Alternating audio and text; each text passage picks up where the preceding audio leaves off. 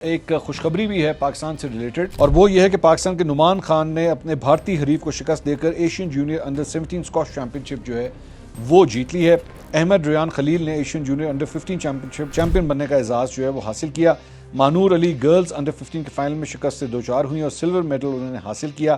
23ویں Asian junior انفرادی squash champion شپ 2026 میں پاکستان نے 2 گولڈ 1 سلور اور 3 برونز میڈل جیتنے میں وہ کامیاب ہوا ہے۔ تو یہ جناب پاکستان کے حوالے سے خوشخبری ہے۔ اس کے علاوہ جناب سعودی عرب نے حج کے دوران لاکھوں حجاج کرام کے تحفظ اور سلامتی کو یقینی بنانے کے لیے جامع دفاعی اور سیکیورٹی انتظامات مکمل کر لیے ہیں۔ سعودی وزارت دفاع کی جانب سے مقدس مقامات کے اطراف جدید دفاعی نظام نصب کرنے کی ویڈیو بھی جاری کی گئی ہے۔ سعودی وزارت دفاع کے مطابق حج کے دوران مسجد الحرام اور اس کے اطراف مضبوط فضائی دفاعی حصار قائم کر دیا گیا ہے تاکہ کسی بھی ممکنہ فضائی خطرے سے فوری طور پر نپٹا جا سکے۔ سعودی حکام کے مطابق فضائی دفاعی فورسز جدید ٹیکنالوجی اور نگرانی کے نظام سے لیس ہیں اور ہر قسم کے فضائی خطرات سے نمٹنے کے لیے مکمل طور پر تیار ہیں۔ اس کے علاوہ زمینی سیکیورٹی، ایمرجنسی رسپانس اور ہنگامی امدادی ٹیموں کو بھی ہائی الرٹ کر دیا گیا ہے۔